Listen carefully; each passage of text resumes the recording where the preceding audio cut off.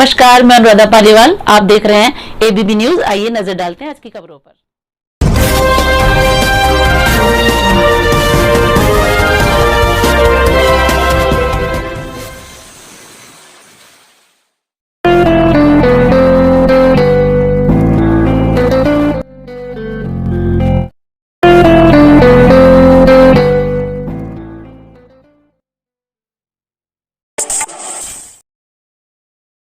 आप लोगों का वंदन करता हूं, अभिनंदन करता हूं कि मेरे छोटे से अनुरोध पर आपने जो आशीर्वाद देने का काम किया है, मैं आपके लिए पुनः आभारी हूं।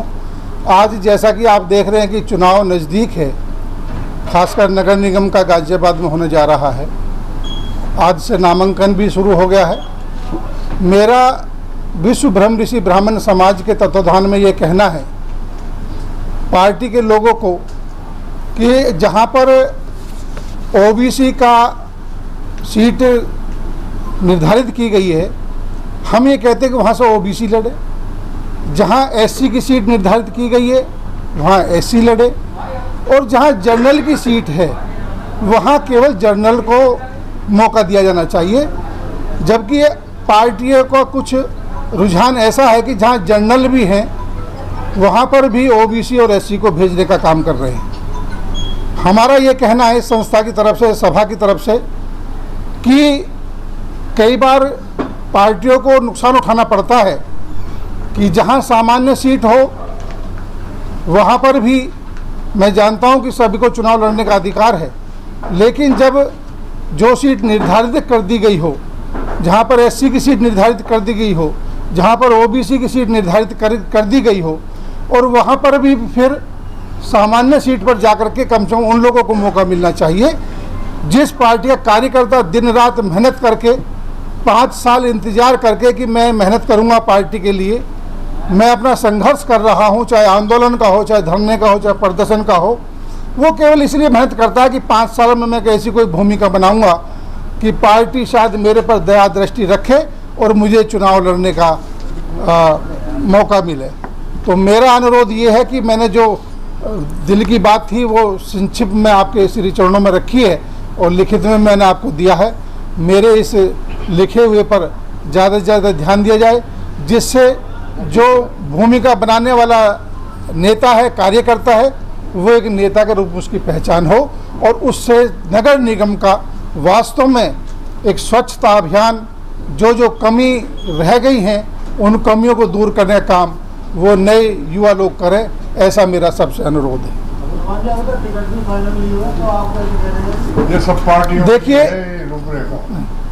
देखिए शर्मा जी, टिकट फाइनल लगभग होने जा रहे हैं, ये मैं बिल्कुल आत्मीयता से कह रहा हूँ, क्योंकि लगभग उत्तर प्रदेश में सभी निकायों के जो पालिका हैं उनके टिकट फाइनल हो गए हैं।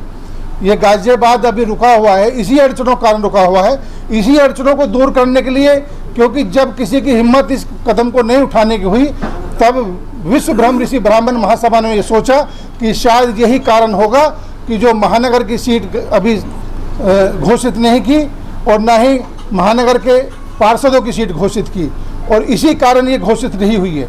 क्योंकि ये संदेश आपके माध्यम से, आपकी लेखनी से जब जाएगा तो कहीं ना कहीं उन्हें सोचने को मजबूर होगा, और यही कारण है कि जब आपकी लेखनी शाम को कल आपके अखबारों के माध्यम से निकलेगी और बहुत जल्दी सीट घोषित हो जाएंगी। जी जी, नहीं, जल्दबाजी ये है कि जो हम पहले गलती कर चुके हैं, अब हम वो गलती ना करेंगे और ना ही लोगों को करने देंगे। डिमांड आपकी कौन से दल से है? डिमांड मेरी कोई से दल से नहीं है, क्योंकि ये ब्रह्म ऋषि ब्राह्मण महासभा सर्वदलीय है। लेकिन सर्वदलीय में भी जिसको मैं, मेरी भूमिका केवल कार्यकर्ताओं के लिए, मेरी भूमिका उस कार्यकर्ताओं के लिए है जिसने रात दिन मेहनत करके अपने मुकाम पर पहुंचने का काम किया है। दल को तो नहीं, दल को तो जिताऊ कैंडिडेट चाहिए। आपने सभी चुनाव में देखा तो जो चुनाव जीत कर सकता है दल को से हम भी केवल उसको अपनी वोट करेंगे जो जिस कैटेगरी में टिकट लेकर के आएगा। कई वार्ड ऐसे हैं जहाँ पर सामान्य नेता है ही नहीं। जी जी जी, वहाँ पर स्थिति क्या होगी? देखिए, ऐसा कोई सा वार्ड मेरे विचार से शायद नहीं है इस नगर निगम में जहाँ सामान्य कार्यकर्ता ना हो। लेकिन मैं आपकी बात को भी बड़ापन देते हुए कहता हूं कि उसमें हर पार्टी को विचार करना चाहिए, ना कि कहीं का प्रत्याशी कहीं थोपना चाहिए। अभी आरक्षण आप लागू करवाना चाहते हैं? नहीं, आरक्षण तो यह आरक्षण पार्टी का या संविधान का नियम है, ये हमारा नहीं है। लेकिन मैं ये कह रहा हूँ कि मैं अपने ऊपर ले लूँ, मैं जिस वार्ड से लड़ना चाहूँ या लड़ाना चाहूँ, कम से कम उस वार्ड से वो व्यक्ति लड़े, उस व्यक्ति को टिकट मिले जिसने रात दिन गली मोहल्लों में रह करके काम किया हो, उसको टिकट मिलना चाहिए। भाजपा तो कह रही है कि सामान्य हम लड़वाएंगे, तो आप इसमें नया क्या करोगे? नहीं, मैं फिर आपकी बात का पार्टी बेस पे नहीं जाना चाहता।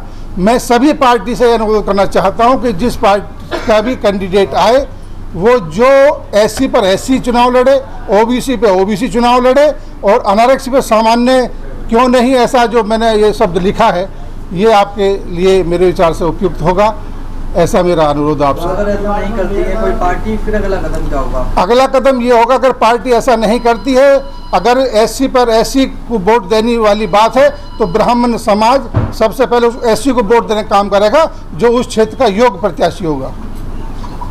तो इसके लिए आप ऊपर में तो अपना कुछ वो भेज सकते हैं। नहीं, नज़र में योग्य कैंडिडेट इस प्रकार का होना चाहिए कि इस महानगर की स्थिति में आशा शर्मा जी ने जो दावे किए थे कि 4 चांद लगाए हम लोगों ने, लेकिन हम भी ये कहना चाहते हैं कि 4 चांद तो लगे हैं, लेकिन कहीं ना कहीं कुछ सितारे छोड़ने का भी काम हुआ है।